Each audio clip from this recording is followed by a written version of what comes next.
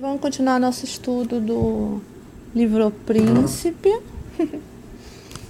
Agora a gente pega a introdução, caso você tenha um livro e quiser acompanhar a leitura. De uma edição para outra pode ser que tenha algum parágrafo ou alguma palavra diferente, né? Porque cada editora, em cada época, às vezes fazem alguma alteração, então não se engane, você não está lendo o livro propriamente dito que Maquiavel escreveu. Sempre existe alguma mudança de tradução, de editora para editora, de tempo em tempo, de adaptação. Alguns pedaços são removidos do texto ou alterados. Mas dá para a gente ter alguma ideia. Então, a introdução. Jean-Jacques Rousseau acumulou grande número de detratores nos séculos que se seguiram à sua morte, por ter sido o autor cujo pensamento mais influenciou a Revolução Francesa, incluindo aí o terror jacobino.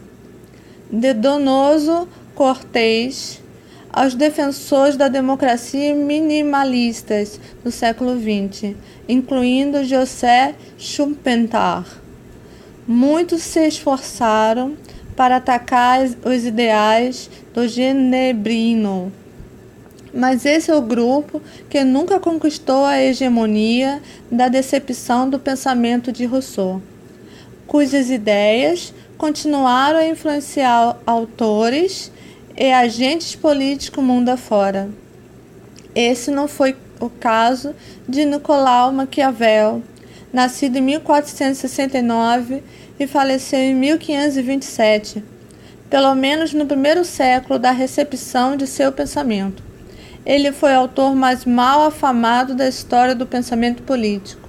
E O Príncipe, esse livro que ora apresentamos em tradução para o português, é responsável por quase toda a sua má fama. O tamanho nada avantajado da obra é inversamente proporcional ao impacto que teve. Para você que não viu ainda o primeiro vídeo, no primeiro vídeo é legal você assistir, porque aí eu dou uma explicação, como sempre, acrescentando do que a gente vai lendo, e você vai entender o contexto histórico, né? E qual foi a verdadeira intenção de Maquiavel ao fazer esse livro que a gente está estudando. Então, o tamanho nada avantajado da obra é inversamente proporcional ao impacto que teve. E esse impacto foi, a princípio, todo negativo, pelo menos na superfície. Muitos difamaram Maquiavel e seu livro, muitos outros usaram o nome de Maquiavel e seu livro para difamar governantes e pessoas de poder. E por muito tempo, ninguém teve coragem de defender o Florentino é Maquiavel, que nasceu em Florença, ainda que sua obra tenha circulado por toda a Europa e alures além. Ora, alguns dos reputados grandes autores tiveram seu nome convertido em substantivo derivado, aristotelismo, marxismo, freudismo, etc. Mas quem entre as figuras ilustres da história teve seu nome convertido em adjetivos pejorativos? Maquiavélico. Há quem diga que a expressão Old Nike, que em inglês denomina o demônio, que teve sua origem no nome do autor. O adjetivo maquiavélico e o substantivo derivado, maquiavelismo, conotam intriga, traição, tirania, desonestidade, ambição desmedida e um sem número de vícios correlatos. Em síntese, o autor é acusado de imoralidade e religião. Aqui, a religião é o termo adequado para o contexto em que a obra adquire grande fama, e o das guerras de religião que varreram a Europa por pelo menos 100 anos, a partir da metade do século que Maquiavel viu somente nascer. Com a eclosão da Reforma Protestante e a reação católica que se segue, a política dos monarcas começa a ganhar novos graus de liberdade em relação à religião e particularmente aquela que é mais institucionalizada, entre elas a Igreja Católica. De um lado, vários monarcas aderem à reforma, a reforma protestante, né, que vocês já ouviram em história, para se libertarem da interferência do Papa. De outros, os reis que permanecem fiéis ao catolicismo também conquistam instrumentos de controle e de limitação do poder, eclesiásticos, geralmente pelo domínio de instituições religiosas locais, como a Inquisição na Espanha e a Igreja Galicana na França. Em suma, o livro de Maquiavel parecia encaixar-se como uma luva nesse contexto, tanto para monarcas guiados pelo que veio a se chamar raison état, quanto para opositores que denunciavam tal prática como tirania, passo fundamental para justificar o regicídio, ou melhor, tiranicídio, nas palavras destes. O exemplo mais clássico, talvez, seja o de Catarina de Médici, filha de Lourenço, a quem o príncipe é dedicado. Catarina tornou-se rainha da França quando seu marido, segundo filho do rei de França, subiu ao trono como Henrique II. Após a morte do rei, a viúva adquiriu grande poder e influência ao se tornar regente e em seguida conselheira de 3 reis, Carlos IX, Henrique III, Henrique IV, todos filhos seus. Durante o período em que esteve no poder, que data de 1560 a 1589, a França foi sacudida por tremendos conflitos entre católicos e huguenotes. E a dinastia dos Valois, mas em francês eu acho que fala Valois, a qual Catarina adotou do marido, era acusada de maquiavelismo de ambos os lados da divisão religiosa. Os católicos tinham-na como demasiadamente tolerante para com a heresia protestante, colocando a razão de Estado acima de questões religiosas, enquanto os huguenotes culpavam-na pelas atrocidades cometidas contra eles, entre elas o sangrento massacre de São Bartolomeu, que se iniciou na noite de 23 de agosto de 1572. Tal estado de coisas conduziu ao assassinato dos 2 Henriques, o terceiro e o quarto, pelas mãos dos fanáticos católicos. A doutrina da razão de Estado e a fama de seu suposto criador continuaram a ganhar adeptos, inclusive dentro da Igreja. O poderoso cardeal Richelieu, algumas décadas depois, apoiaria os protestantes na Guerra dos 30 Anos, que foi de 1618 a 1648. Desculpa, gente, que às vezes eu fico com falta de ar, que eu tenho problema de respiração, aí eu fico... que devastou os estados alemães, somente para diminuir o poder do Sacro Império Romano Germânico. Tal influência não se limitou à França. As ideias de Maquiavel eram supostamente tidas em alta conta por Thomas Cromwell e Henrique VIII, ainda que a fonte dessa informação seja o cardeal Reginaldo Poulet, um acervo crítico do pensamento florentino. Mesmo o rei da Espanha Carlos I, imperador Carlos V, católico, tinha uma cópia de O Príncipe. A despeito dos conflitos, não havia um partido da irreligião, e alguns dos adeptos dessa atitude, mormente alguns governantes, sabiam muito bem, como sugere Maquiavel, que essa deve ser uma atividade prática e não uma filosofia ou uma pregação. Ainda que alguns dos mais importantes comentadores de sua obra, como Léo Strauss e Gramsci, tenha visto nela um projeto para tornar público os Arcana Imperii, isto é, os grandes segredos da arte e da política. É uma coisa nova, a gente quase não presta atenção, Arcana Imperii. Fato é que até sua proibição pelo Index Librorum do Papa Paulo IV de 1559 por pelo menos 15 edições de O Príncipe já havia sido publicadas, inclusive em traduções para o francês. A proibição do livro, que foi rejeitada no Index Tridentino de 1564, interrompeu sua difusão nos países católicos, com exceção da França.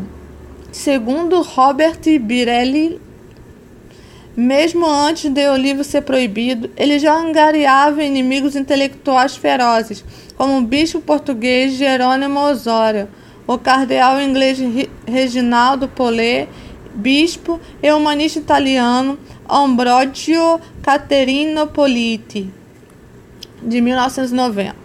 Maquiavel não é inocente no que toca às acusações de irreligião.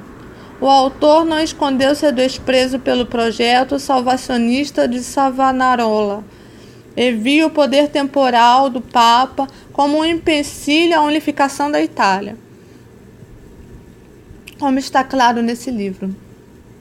Suas peças de teatro são recheadas de ironia e sátiras cáusticas dirigidas contra a Igreja, seus valores, seus operadores, mesmo sua oposição por desprezar também a filosofia neuro-aristotélica, em franca ascensão na época, em favor da sabedoria prática romana, também redundaria em afastamento dos caminhos da Igreja. Pois em Trento, que é um lugar lá na Itália, esta adotaria o aristotelismo tomista, aquele grande esforço de unir filosofia grega e fé cristã como sua principal doutrina. Ai, gente, que pena que eu não estou com uma caneta aqui. Eu queria marcar isso. Isso é importante, marca aí. Mas os tempos mudaram e a mudança contribuiu para o crescimento de uma avaliação mais positiva das ideias de Maquiavel, particularmente por parte das elites intelectuais, de onde vêm aqueles que mais tarde batizamos de grandes pensadores.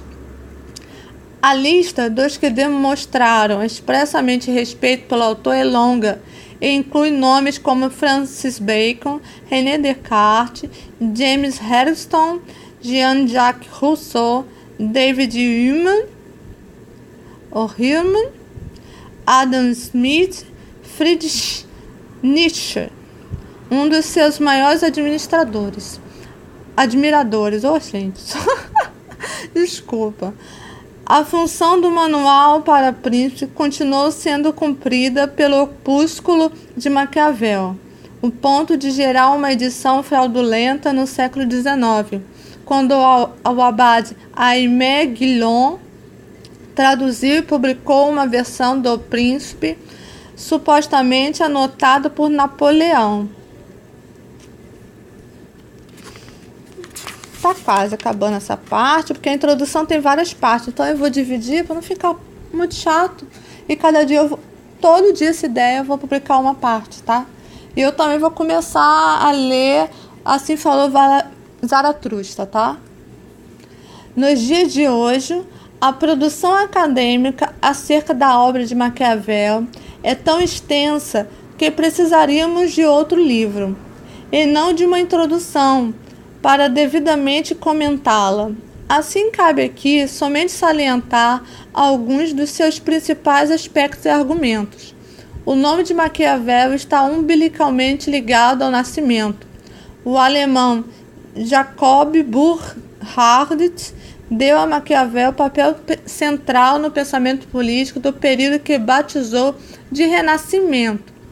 Sim, tal época histórica não existia até o século XIX, quando foi proposta por Burckhardt.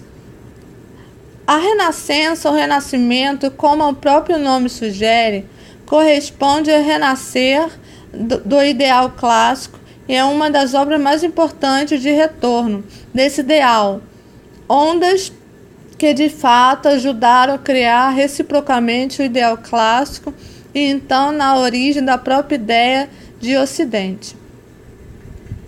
Mas, por debaixo das largas pinceladas dessas grandes conceitos historiográficos, notam-se fissuras e contracorrentes. O ressurgimento do aristotelismo e a filosofia grega. A partir da tradução do árabe no século XIII, no século XIII e XIV, foram importantes impulsionadores desse retorno dos clássicos.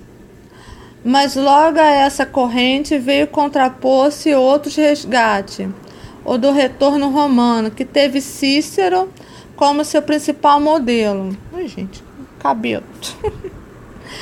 O cabelo caindo, ficando careca. Muito calor aqui, gente. Maquiavel, por sua vez, vai ainda mais longe ao rejeitar o próprio Cícero, por considerá-lo um campeão da filosofia. Segundo a percepção de Maquiavel, por estar a serviço da filosofia, a seu ver, é uma afetação grega. A retórica de Cícero trabalhava para enfraquecimento da República Romana. A imitação vantajosa dos antigos, defendia Maquiavel, não é a de seus grandes ideais e palavras, mas a de seus feitos. Daí a disciplina cruel, se é a história e não a filosofia. A imitação vantajosa dos antigos, defendia Maquiavel, não é de seus grandes ideais e palavras, mas de seus feitos. Faz lembrar muito a ideia dos gregos, né, do herói, né? Daí a disciplina cruel, se é a história e não a filosofia. Maquiavel pertenceu à tradição humanista, uma categoria muito ampla que sequer contribuiu propriamente uma escola de pensamento. Essas coisas que eu estou falando que é mais importante para você marcar, você marca isso também se você estiver fazendo um resumo, tá? Aí no teu caderno. Os autores da escola de Cambridge adotaram um termo mais preciso, humanismo cívico. Também é legal você colocar isso. Emprestado da tradição intelectual alemã para traçar uma genealogia que une as teorias do republicanismo antigo, que é Aristóteles e Políbio, por exemplo, ao republicanismo moderno, cuja linhagem fundamenta tanto a independência quanto os primeiros debates constitucionais nos Estados Unidos, ao final do século XVIII. Autores do Renascimento italiano como Maquiavel são então incorporados a essa grande tradição republicana, como um importante estágio de recepção das ideias antigas e sua transmissão para contextos modernos. O que significa ser humanista? Se há uma característica que une os autores e estilos classificados como humanistas,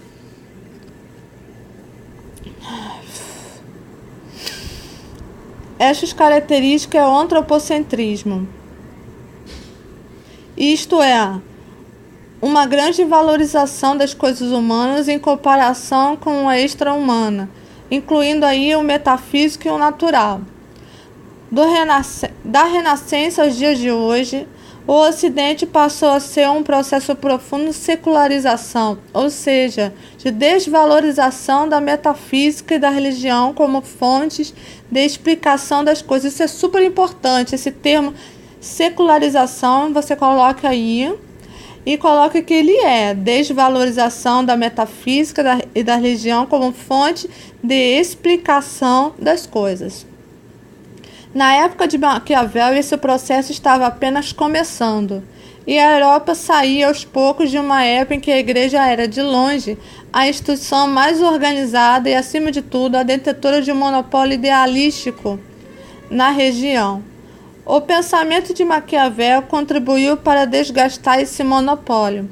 Adotar uma postura radicalmente antropocêntrica, como fez Maquiavel, era algo revestido de um significado bem maior do que seria fazê-lo nos dias de hoje. Só para termos uma base de comparação, ele ascende a política logo após o fracasso do projeto político. Gente, só uma questão de português que muito brasileiro erra. Quando a palavra tem SC, você não fala ascende. Você não fala o S, é acende, tá? Você come o S, né? Acende a política, sobe, né? Ultrapassa. Então, onde eu parei?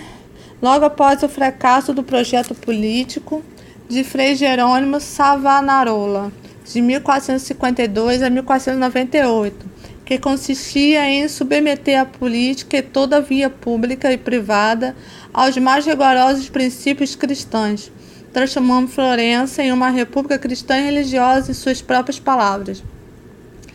O antropocentrismo da humanidade renascentista muitas vezes conduzia a uma valorização grande do exemplo histórico como fonte de saber, isto é, a história era o método de buscar nas coisas e atos dos homens as lições para a tomada de decisão no presente. Isso também é super importante, tá, gente? Marca isso aí. Com tal preceito em mente, autores do Renascimento fizeram uma grande contribuição ao desenvolvimento da historiografia, como Leonardo Bruni, de 1370 a 1444, autor da História do Povo Florentino, e também tradutor da obra política de Aristóteles, e somente nessa época foi introduzida na Europa. Pertence também à tradição historiográfica do Renascimento italiano Flávio Biondo, de 1392 a 1463. Francisco Guicciardini, de 1483 a 1540. Carlos Sigônio, de 1522 a 1584. E Maquiavel. Igualmente autor de uma história de Florença. Mas mesmo essa tradição estava longe de ser homogênea, inclusive no que tocante ao seu fulcro humanista, ou seja, eles eram caracterizados humanistas, mas cada autor tinha sua característica em particular, né? Tinha algumas diferenças. Há uma mudança notável na concepção do caráter, das ações e pensamento dos homens, da obra de Bruni às de Guicciardini e Maquiavel. Nesses últimos autores, as referências às virtudes e aos heróis e ao heroísmo são substituídas mais frequentemente pela rapacidade e pelo egoísmo. Anota isso também, que é importante. No próximo vídeo nós vamos falar sobre os conceitos de virtudes, tá? Nesses autores provavelmente ele vai comparar, ou ele vai falar só de Maquiavel. Provavelmente ele vai falar só de Maquiavel. E esse conceito sobre virtude de Maquiavel é muito importante, porque para a gente pensa uma coisa e na verdade aqui vai dizer um conceito bem diferente, e geralmente sempre cai em prova perguntando esses conceitos de virtude e de fortuna de Maquiavel. Então, gente, aqui tá um calor danado, já tô quase vendo tudo preto, passando mal já, por isso que eu também parei o vídeo antes. Eu ia até o final do capítulo, mas eu vou separar por subcapítulos. Tá muito quente em Niterói. Niterói é mais quente que Rio de Janeiro. Então é assim, quando eu dou aula eu faço assim, tá, gente? Eu vou falando e vou parando nos pontos mais importantes. Peço que o aluno escreva, porque escrever é uma forma de você fixar e organizar teu cérebro. Uma pena eu não estar com lápis aqui também. E um texto também, eu acho, creio que da próxima vez eu vou fazer isso também. Um papel para eu ir anotando. Só que vai demorar um pouquinho mais o vídeo, porque eu também vou anotar, né? É uma forma de eu também ter um resumo. O ruim que vai ficar no papel e não no computador. Eu tô apoiando um tablet no computador e ia ficar muita coisa também ao mesmo tempo. E assim você vai... É uma didática de você aprender. De fixar teu cérebro. Precisa de uma técnica de aprendizagem. E quando você enxerga, quando você escreve, é uma forma de fixar. Hoje em dia, com esse negócio de e-book, o pessoal tá preguiçoso, né? Ô professora, eu posso tirar foto, eu posso pegar o e-book, tipo isso, né, do material de aula quando eu tô dando, mas eu prefiro que não. E a pessoa pensa, que mal, que má vontade, ou coisa assim, mas não, é pelo contrário, é pro bem do aluno, porque quanto mais ele escrever, mais ele vai fixar, porque a gente não tem uma memória auditiva muito boa, a gente precisa escrever a coisa, copiar. Era uma técnica. Inclusive até na época de Maquiavel, se você estudar assim, você decorava as coisas, né? Os povos antigos, os gregos também, se decorava as coisas por meio de poemas, escrevia várias vezes, também é uma forma da gente hoje em dia decorar, repete a mesma coisa 1000 vezes, é uma forma de se decorar. Então eu peço para você escrever, mesmo que você esteja vendo no livro, mesmo que você esteja me ouvindo, escreva também no caderno. Não fica com essa, deixa eu tirar foto. Você pode até tirar foto, mas copia também no caderno, tá? Então até o próximo vídeo. Eu vou ver se ainda hoje eu gravo o vídeo desse livro aqui. tá ao contrário, né? O espelhamento não ajuda. Assim falou Zaratustra, de Friedrich Nietzsche. Tá? E como todos os livros que eu vou começar a ler aqui, eu vou começar do início ao fim. Então você vai ter o livro inteiro, não só lido, mas esporadicamente comentado, que é uma forma diferente.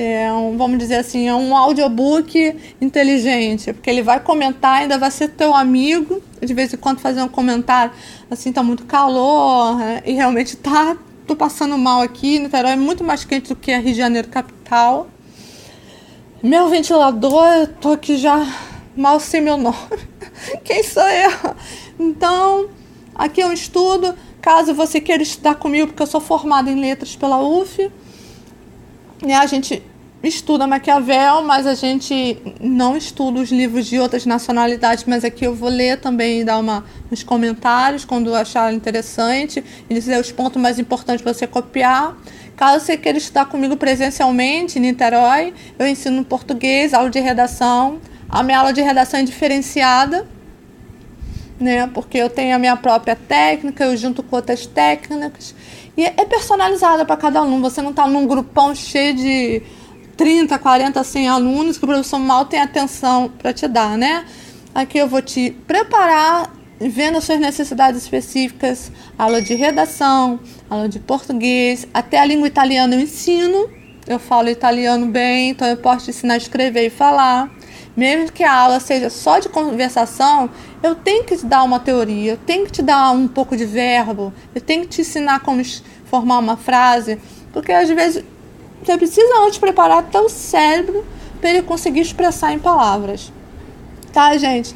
Então eu vou colocar meu telefone ali na descrição, e caso você mora em outro estado, eu também posso te ensinar via Skype, tá, gente? Beijo, continuamos estudando.